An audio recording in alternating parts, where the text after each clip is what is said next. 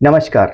कुंडली का हर भाव का अपना एक महत्व होता है और इसमें जो लगन है वह सबसे इम्पोर्टेंट रोल प्ले करता है। बहुत से लोगों की जो राय है वो ये है कि लगन आपकी बॉडी को रिप्रेजेंट करता है, लेकिन अक्सर यह भी देखा गया है कि कुंडली के अलग अलग भाव आपकी बॉडी पार्ट्स को भी बताते हैं। तो लगन जो निर्धारित करता है वह है कि आपके जीवन का पर्पज क्या है, यानी आप प्रारब्ध के अनुसार अपने जीवन में क्या पर्पज लेकर आए हो। यह एक reason of taking a birth है। अन्य शब्दों में हम यह कह सकते हैं कि लगन आपके पर्पज को निर्धारित करता है। कुछ लोग फर्स्ट हाउस से आत्मा को देखते हैं, लेकिन आत्मा तो सूर्य से आती है, तो इसलिए सूर्य जहां भी कुंडली में बैठेगा आपकी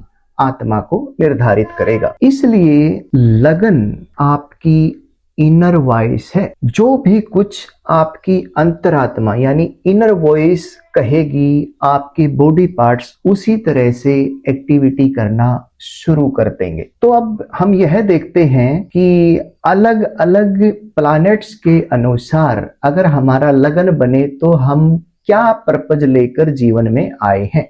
अगर आपका लगन मार्स से रिप्रेजेंटेड है, यानी मेष या वृश्चिक राशि का है, तो आपकी बॉडी हमेशा डिजायर के अकॉर्डिंग ऑपरेट करेगी। यानी मंगल जो डिजायर का कारक माना जाता है, तो हमेशा जिसका भी मंगल से रिलेटेड लगन होगा वह हमेशा डिजायर्स को फुलफिल करने में लगा रहेगा। अगर आपका लगन बुध से रिलेटेड है, यानी मिथुन राशि और कन्या राशि अगर आपके लगन में है, तो इसका मतलब यह है कि आपके यहाँ एनालाइज करने के लिए पैदा हुए हैं।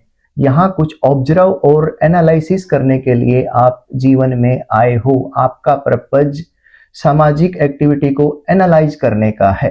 इसी प्रकार से अगर आप कर्क राशि के लगन में पैदा हुए हो, तो आप यहाँ अपने इमोशन को शो करने के लिए आए हो। जैसे भगवान राम, ऐसे लोग काफी आज्ञाकारी होते हैं और माता पिता और अपने भाइयों को भी बहुत तवज्जो देते हैं। जैसे कि सुबह आपके पिताजी ने जो आपको आदेश दिया उसी के अनुसार उसी मोमेंट से आप एक्टिविटी करना शुरू कर दोगे।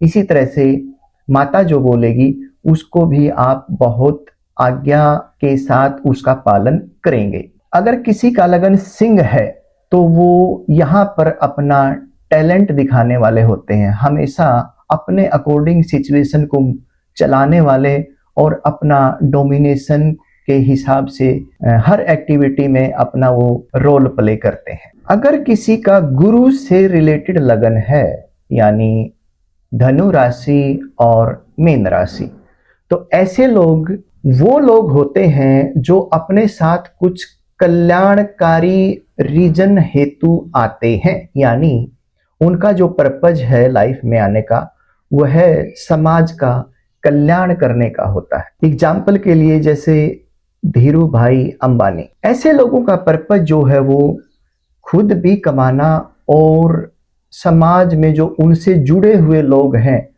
उनको भी धन धान्य से संपन्न करने का होता है। ऐसे लोग हमेशा इस चीज में लगे रहते हैं कि समाज में जो आपसे कनेक्टेड लोग हैं उनका जीवन स्तर अच्छा कैसे हो। इसी प्रकार से शनि लगन के जो लोग होते हैं, जैसे शनि का जो लगन है वो मकर और कुंभ है, तो ऐसे लोगों का जो जीवन का पर्पज होता है वह है to serve the people, to serve the people. ऐसे लोग बहुत छोटी सी स्टेज से अपना काम शुरू करते हैं और धीरे धीरे हायर लेवल को अचीव कर लेते हैं। बहुत से लोग अपने जीवन के मोटिव को जानते हैं, लेकिन ये दशा के अकॉर्डिंग निर्भर करता है।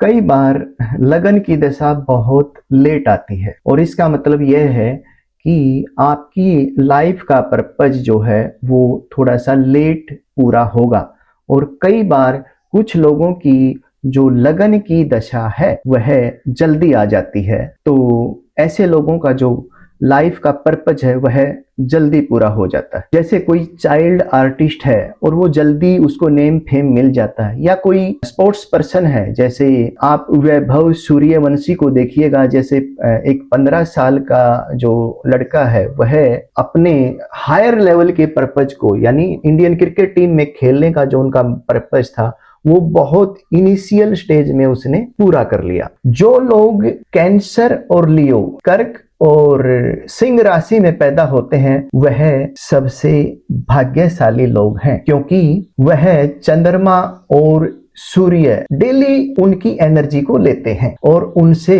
रूबरू होते हैं। एक हिसाब से देखा जाए तो इस प्रकार से हम देखते हैं कि जो हमारे जो लाइफ में आने का पर्पज है वह आपकी कुंडली का लगन डिसाइड करता है, और प्लैनेट का जो रोल है वह हमें उसी हिसाब से हमारी लाइफ को डिफाइन करता है और उसी हिसाब से हमें एक्टिविटी करनी पड़ती है। धन्यवाद।